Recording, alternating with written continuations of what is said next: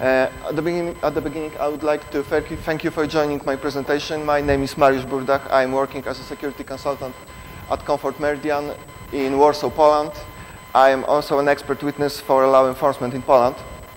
As you know, the main topic of my presentation is about performing forensic analysis of the physical memory collected from the compromised machine. But at the beginning, I would like to emphasize that there will be not too many cases when such analysis can be performed. It's obvious that this is a very specific kind of storage, and several conditions have to be met if you want to dump the physical memory. For example, we need the administrative rights to the compromised machine in some cases. And anyhow, if we have such a possibility, we should dump the physical memory just to treat the physical memory as additional place where some evidence can be found.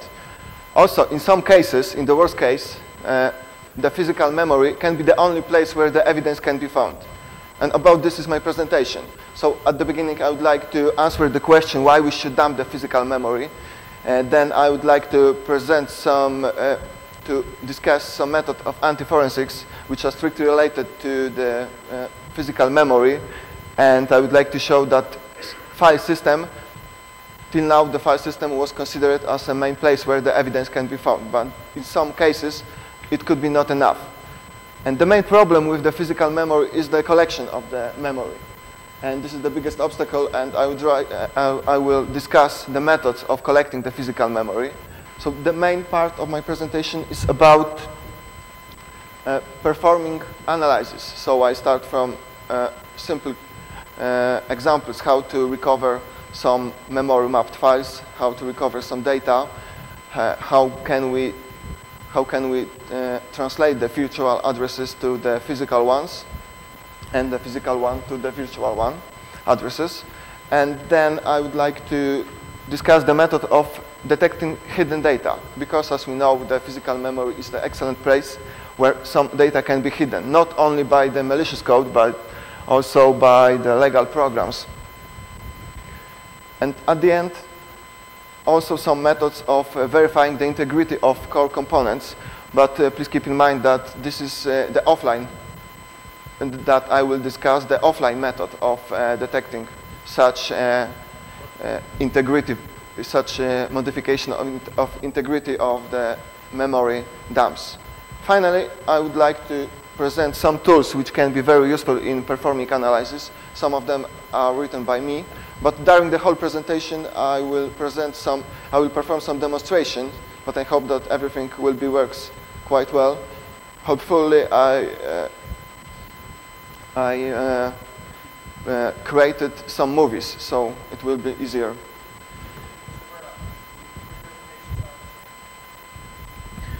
Oh, it's strange. So,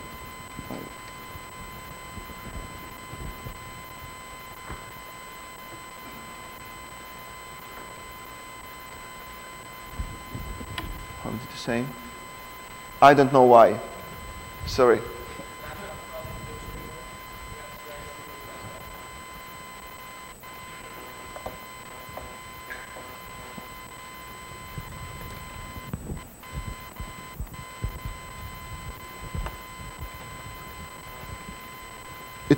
It should works, but sorry.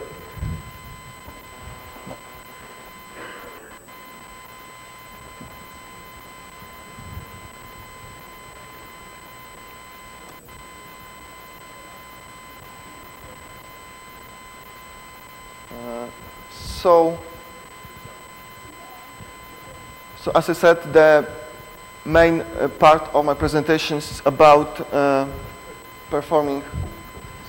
Yeah. If you don't mind.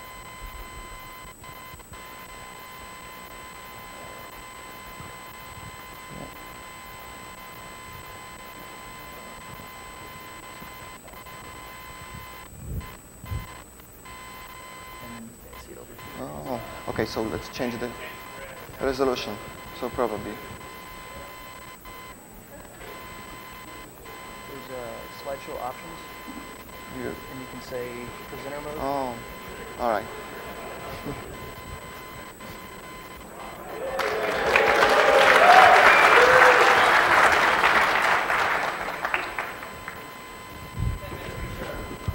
All right.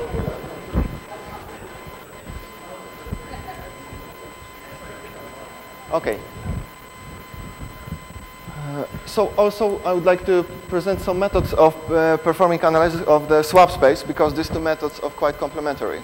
So for example, if we find some suspicious string in the swap space without the information from the main memory, these data are completely useless.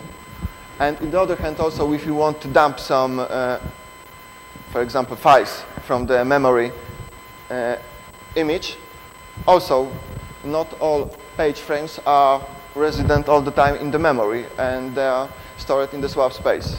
So these two methods are quite complementary. So why we should perform forensic analysis of the physical memory? First of all, there are some data which are resident only in memory. So especially information about the active processes, active connections, and so on. And also some files which on the file system are in encrypted form. So in memory, they are decrypted. So it's quite easy to recover them. As I said, also because we want to correlate some information with swap spaces.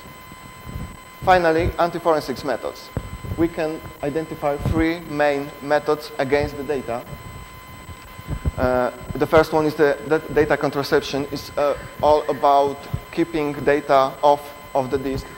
So it's about limiting quality and the quantity of the data. So it's obvious that sometimes the main place where the evidence can be found will be the physical memory. Another kind of anti-forensics is the data hiding, which is also strictly related to the physical memory, because also a lot of information can be hidden in memory, starting from the processes or modules. So these two methods also will be discussed during the presentation. So what additional information can be placed in memory? As I said, information about processes, about the open connections, memory mapped files, various caches. So, for example, web addresses or passwords or even typed commands can be recovered from the physical memory. A lot of hidden data, and also one nice place is the file cache system from the Windows, where a lot of files is stored in memory all the time. And here I have a demonstration, and I hope that there will be no problem to run.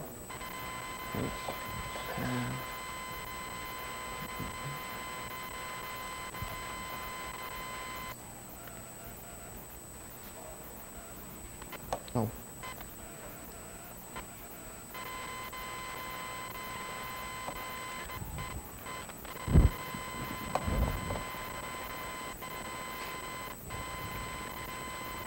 I don't know if you can see it on both screens. Probably not.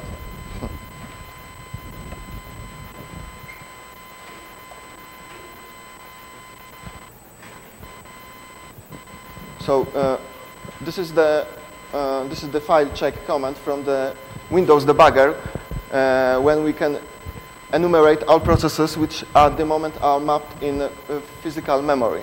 So they are information about the registry chiefs, about the log files, information about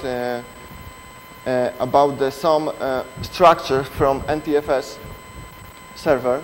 And now I use the KNTDD list tool, which can be used to recover from memory dump all fail caches.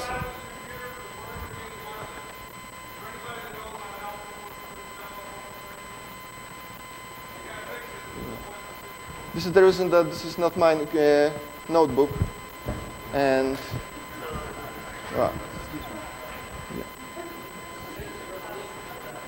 Maybe we should change the resolution, yeah.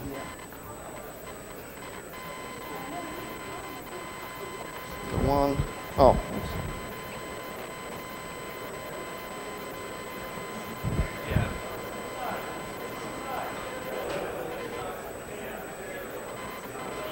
How we doing? Is that good?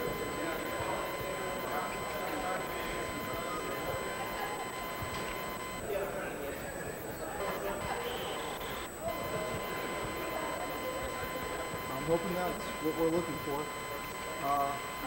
Color depth is good.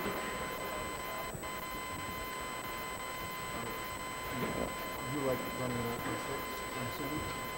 Okay. Just that.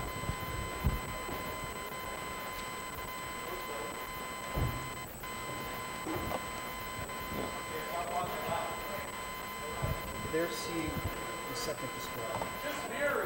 All right. Now it's okay? Turn.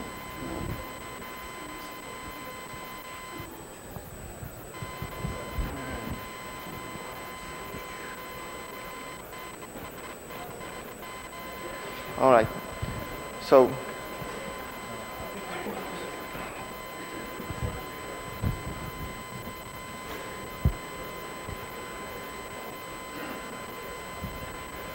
maybe this one. No, no, Oh.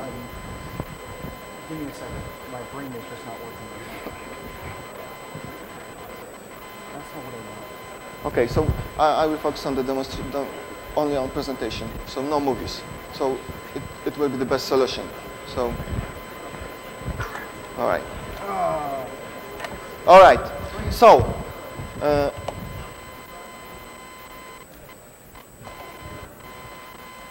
I will focus only on the presentation. All movies will be available to download, so all of you can see these movies later. So this is the best solution. I would like to sorry, but this is not my notebook, and this is the reason why we have such problems.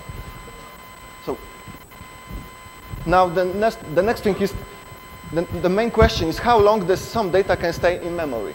So there is no simple answer to this question. In this place should be some result of my research about how some data can stay in memory, but it's too, I had too less information. So I took this example from the Forensic Discovery book of Dan Farmer and V.S. Venema. And there are several factors which are very important when we consider when we want to find out how long some data can stay in memory.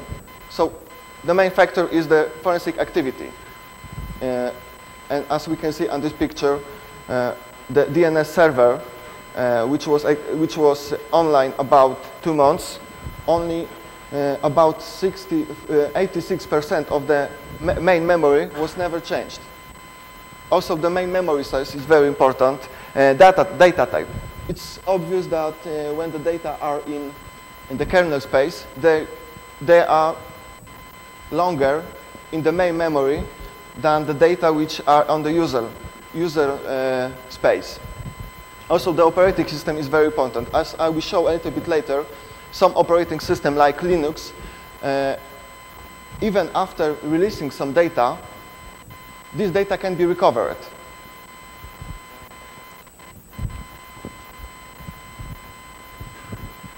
Now about anti-forensics methods. So this, truly speaking, these are not the anti-forensics methods, but they are developed to escalate the privilege phase during the penetration test. As we can see, these methods are implemented in Core, Impact, or Immunity Canvas on Metasploit. And for example, syscall proxying works by redirecting all system calls to the remote machine. So, for example, when we want to execute the file on the remote, on the compromised machine, it's not necessary to download this file to the file and execute it. So we can use the syscall proxying technology and download this file and execute it directly from the remote server. It's similar with the, for example, in-memory library injection. This method is implemented in Metasploit. So when the code which will be executed is downloaded to the compromised machine in the library form, and also it's executed on the fly without writing this file to the local file system. Also, I had another demonstration how the Metasploit and some juicer works. Now, some projects and some techniques which are really focused on anti-forensics. Two of them were described in two last crack magazines, and both of them are on Linux, were developed on Linux operating system, and they then eliminate some problems with the previous method. For example, in these cases, we could execute any file. And also, the communication between the remote server and the compromised server is encrypted. And the one thing is that the file, executing file, which we want to execute on the compromised machine, has to be compiled statically. Also, there are some worms and rootkits which can be only presented only in memory. And one example is the witty worm, when the payload of this worm was only stored in the main memory. So these data were never written on disk. Another thing is that data hiding. This is another anti-forensics methods. And here I have some examples. First of all, the anti-detection module of Hacker Defender. It's the most famous rootkit. At the moment, anti-detection module is cancelled, but about the period of 1 year, this module was updated almost every day to defeat all tools which were released, developed to detect rootkits. Another example is the Shadow Worker. This is also the kind of tool, kind of rootkit, which is based on cheating all virtual memory scanners. So, for example, when some scanner wants to access some virtual memory space, so Shadow Worker redirect the access to completely innocent part of memory. So it's obvious that in this way, it's not too easy to detect if the system is compromised or not. So this is why, in my opinion, it's very difficult to identify if the system is compromised or not when we are talking about the live system. So especially, it seems that the virtualization is the next step in hiding malicious code. So, but the good news is that when we dump the physical memory, so almost all this method can be defeated because we are working on the trusted machine, and almost all these techniques can be defeated, except one. And this one is the direct kernel object manipulation, also quite known method, which is based on unlinking some data, unlinking some structures the same type from the double linked list. And if you take a look at the one of the last virus bulletin from the December last year, we'll see that there were detected 2 worms which use this method to hide in memory, and also they use the direct access to the physical memory to write the malicious code. So this is the reason why the new operating system, the new version of the Windows and the Linux blocked the direct access to the physical memory from the user mode. So how can we detect the anti-forensics tools? So the good news is that, truly speaking, these tools are not designed to be hidden against the memory analysis. So if we take a look at the Metapreter, the module of the Metasploit, we will see that there are two or more libraries which are downloaded and executed in the space of the vulnerable process.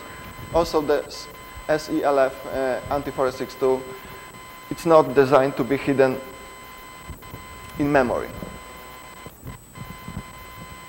So as I said at the beginning, the biggest problem is how can we dump the physical memory in the proper way, in the way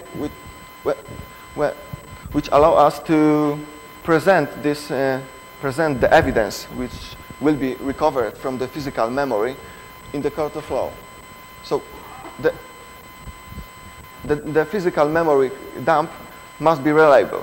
And this is the reason why some experts advise to dump the physical memory twice.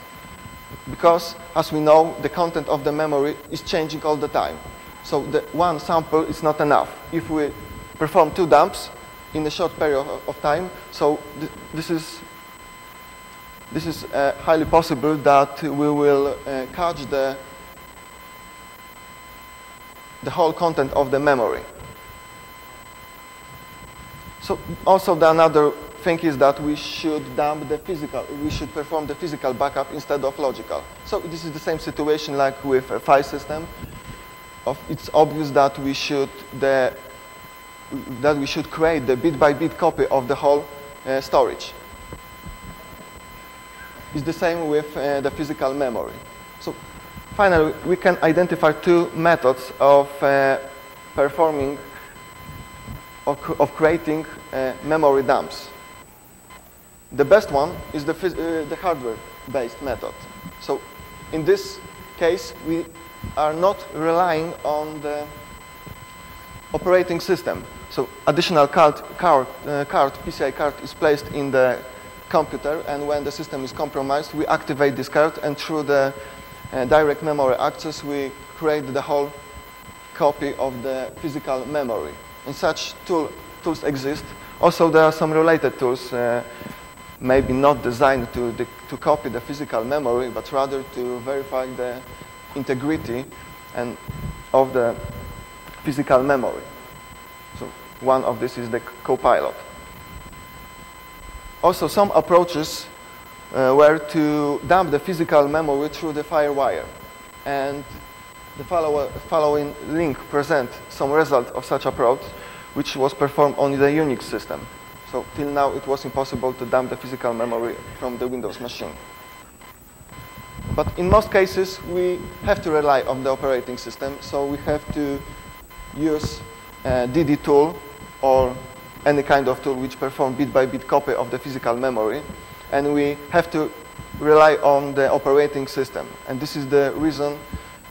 Then it's highly possible that the results collected in this way will be cheated.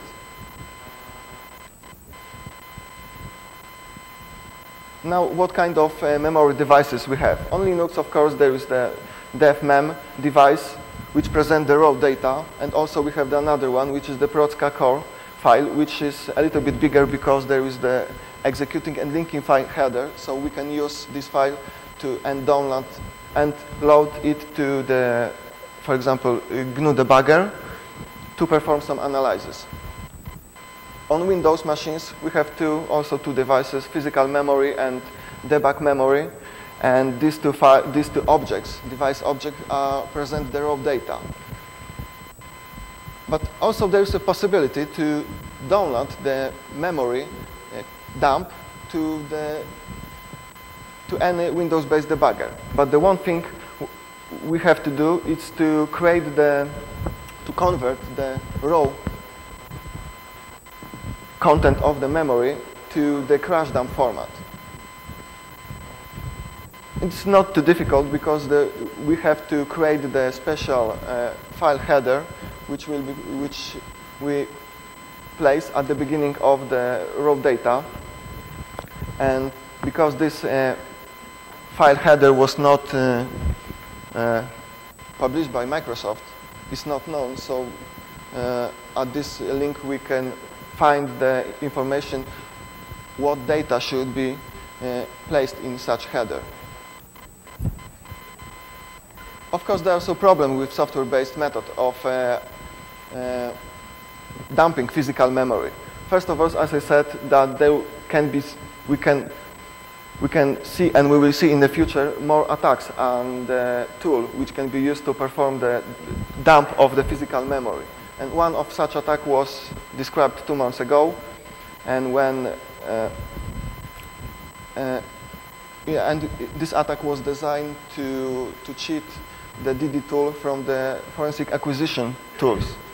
And it was based on allocating, on creating in memory, in physical memory, the same file, mapping this page frame with two different memory types. For example, write-back and no cacheable.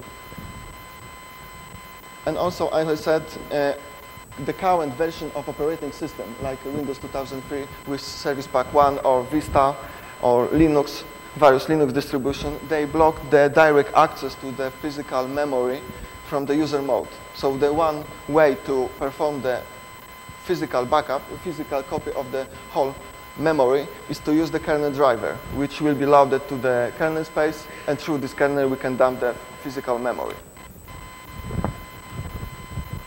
Also, as I said at the beginning, that we should perform the physical backup of the physical memory instead of logical one.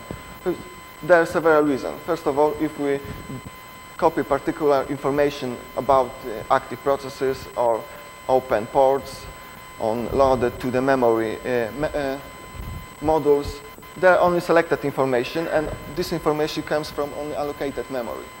And also because of the rootkits, these results can be quite easily cheated. So this is the reason why we should dump the physical memory in one step, using, for example, DD to dump the bit-by-bit copy of the physical memory. Now, if we know how to dump the physical memory, we should prepare.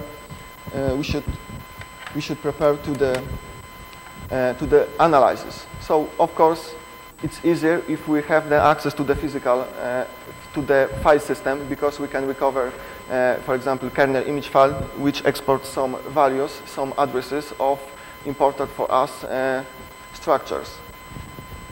And also on Linux operating system, we have access to the system map file. And as I said, some addresses, some symbols are exported. For example, PS initial system process, which represent the first process in the Windows operating system, and address, the relative virtual address from the beginning of the memory image file loaded to the memory. So then we can, using this address, we can recover the rest of the files, the rest of the processes. Also, we should know what is the size of the page frames. This is the basic information which is very important for us, if you want, for example, to recover some files from the memory. Also, what is the total size of the physical memory? Then we should keep in mind that we have the physical memory dump, but all addresses in the memory are written in virtual form. So we have to know how to translate these addresses to the physical ones. Also, two databases. The first one on the Windows operating system is the PFN, page frame number database, which contain the data descriptors of each page which is in memory. Similar on the Linux operating system, we have the memmap database, which contain the information about all page frames in memory. How can we translate the virtual address to the physical one? So we can do like the operating system does. So if we know the page directory address, so then we can split the virtual address into three parts. And the first part is the offset from the page directory. Then we have the address of the page table and the offset in this page table. And finally, we have the physical page frame. Also, we can use, if we don't know the context, so we don't know the page directory address, so then we can use the following formula. On Linux operating system, it's even simpler, because just what we have to do is to remove the page offset. So it's the place where the kernel space is starting. Also, if you want to perform the reverse lookup, how can we translate physical addresses to the virtual one? So we have to scan the databases, page frame number database, or on Linux operating system memmap database. And we have to look, and we have to find out what is the page directory. So this is here we have the example how the page frame number entry looks like. And for us, the most important is containing page field, which show us which page frame points to our page frame. So if we, in this way, we can find the page frame number of the page directory. Also, another important thing is to understand how the page table entry looks like. So if you want to recover some files, we have to look at the first bit because it tells us if the content of the page is in memory or maybe the content is in the swap space. The fields from the 12 till 31 are the page frame number or the index in the swap space. So what we have to remember is that in Linux operating system to the index number we have to add the 4 kilobytes, and this is the swap header. So now we are ready to start the analysis of the physical memory. We know how to dump the physical memory. We are prepared. We understand the physical memory. So we could start the analysis. So we can identify 3 basic methods of analysis. The first, the most famous is, and the very often used, is the string searching or signature matching. So for the Windows operating system, we have to know that some strings are written in Unicode form. The another method is to interpreting internal kernel structures. It's the same like the operating system does. And the last one is the correlation of the page frame. So if we find some suspicious string, so what then? So then we should find the page frame, which points, page frame in page table, which points to this page frame. And finally, we have to find the page frame, which is the page directory, which points to the page frame number in the page table. So now I would like also to discuss a little bit more about the internal kernel structures. First of all, how the physical memory of the Linux operating system is built. So we can split the physical memory into 3 parts. So zone DMA is the first 16 megabytes. Then we have the zone normal. And for us, this is the most important because at the beginning of the zone normal is the memmap array. So this database contains the information about stage of each page frame in memory. So the most important kernel structures, tasks struct, which represent the process, memmap struct, which represent the whole memory reserved for the process, virtual memory area struct, which each process should has at least 3 because of the data, because of the executable code, text section, and also the stack.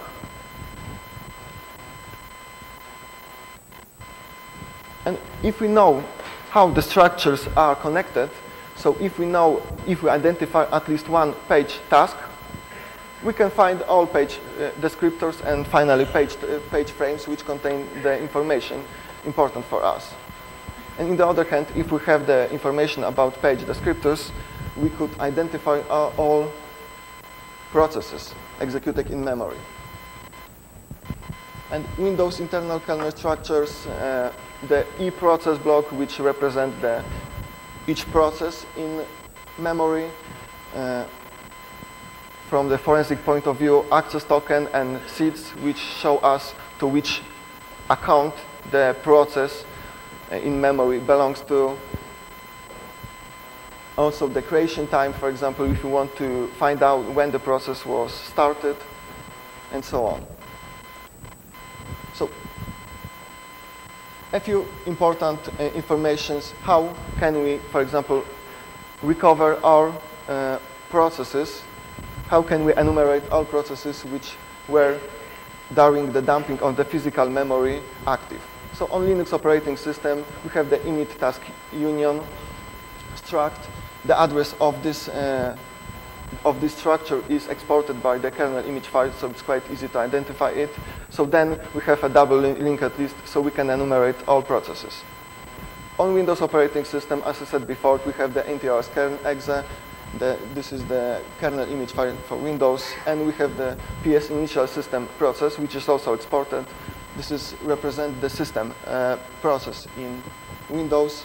Sometimes the speed is equal to 0, sometimes to 4. It depends on the version of the operating system. And then, using double linked list, we can enumerate the rest of the processes. But we should keep in mind that this is vulnerable to the direct kernel object manipulation. So we can use the other method to see if this method was proper to enumerate all processes.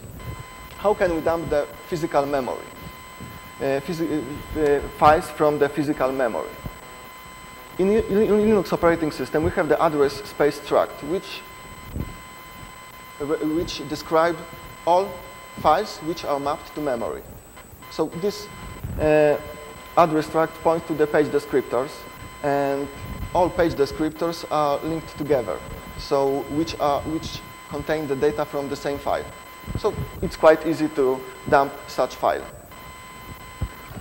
On Windows operating system, for example, if you want to dump the process image file, so in the process environment block, we have the image database address.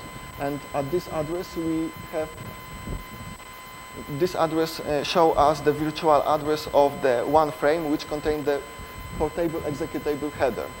So as we know, if we can recover the header of the file, so we can also find the information about the rest of the file, because the header contains the information about all sections of the file. And also in these sections are written the information about the virtual addresses at the size of each section. So what we need to know is to know the page directory of the process to which this file belongs to. And if you want to dump the drivers or modules from the physical memory, we should know only the page directory of the system process, because all modules are mapped to the process space of the system process. But surprisingly, when we dump the physical from the memory, the file, it's not the same if we compare this file with the file on the file system. Why? Because at least two sections are modified when this section are loaded to memory. For example, the data section will contain global initialized data, or the air data section. And this section contains the import address table. And as we know, this import address table is updated when the file is loaded to the memory because of importing some addresses to the functions from the libraries. And on the right side, we will see that this import address table is updated, and at, for example, address 77E4 to CD1, we could find the content of the function get module handle A. So as we know, also, if you want to see how this how the content of this function looks like, so we can load the image to the debugger and trying to disassemble it. Now, another important thing is how can we find the hidden data in memory?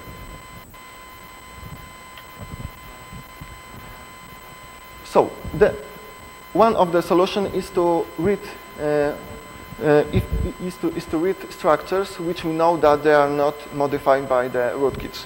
But sometimes it could be quite difficult. So the best way, and also if we perform the analysis of the file system, is to use some signatures and to grab some objects.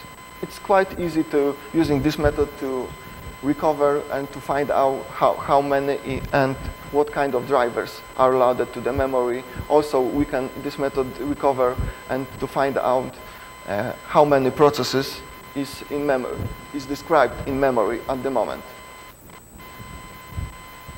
And also another method is to performing some correlation of data from the page frames.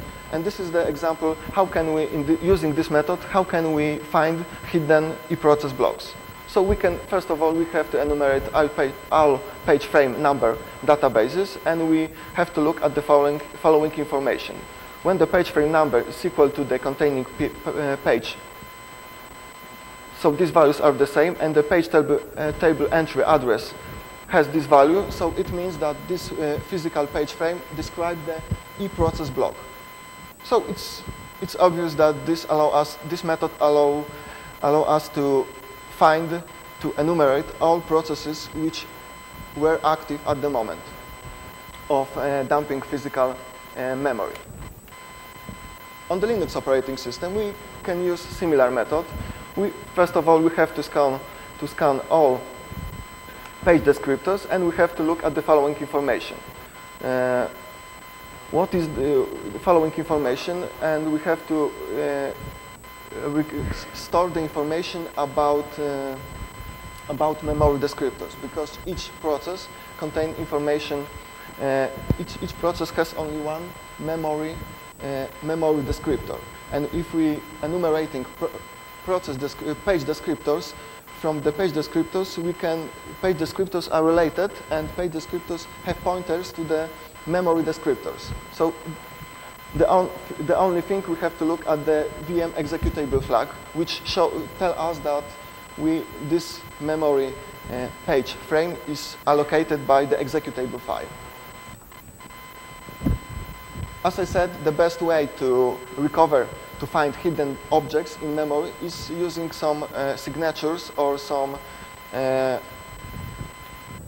signatures.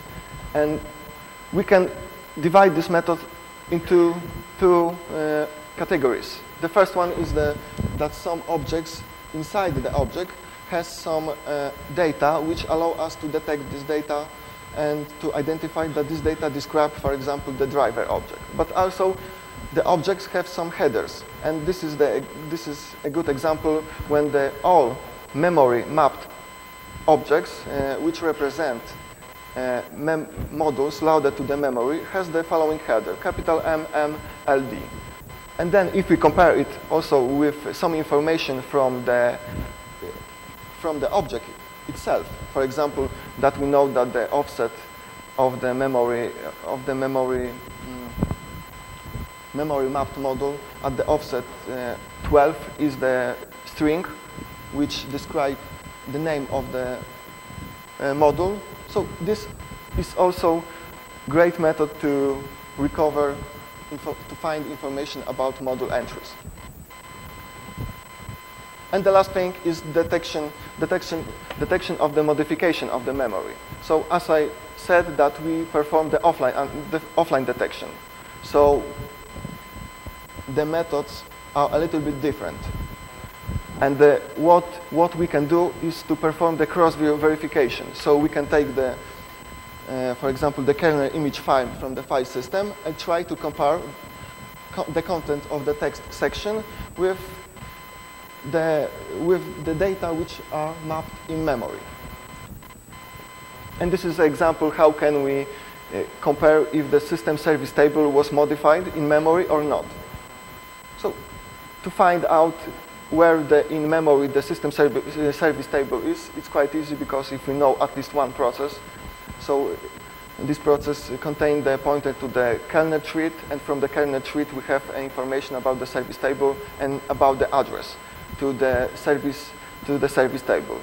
It's a little bit difficult if you want to find the system service table in the NTOS image kernel file. But we know that the debug section, for example, exports some information about some functions, and we have to identify functions which are neighborhood, which are next to each other. For example, NT all locate UITs or NT all locate virtual memory. And we have to find these two strings, which are the addresses of this function. And this way, this is the output from the IDEA Pro, and we will see that this is for sure the system service table. So the next thing is to compare the content of the addresses which points to the functions.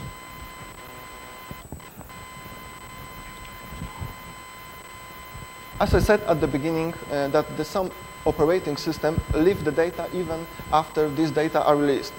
I mean, for example, if we execute some process and this process was terminated, so still is the chance to recover this file.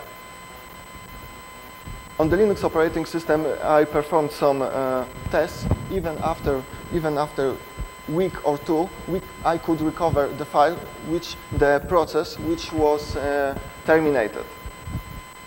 And what we have to do? For sure, we have to enumerate all page frames. And we have to take a look at the following information. Address space struct, map field is cleared, so it means that it's no longer used. But all page frames are linked, and they point to the rest of the page frames which contain the content of the process which was terminated a long time ago.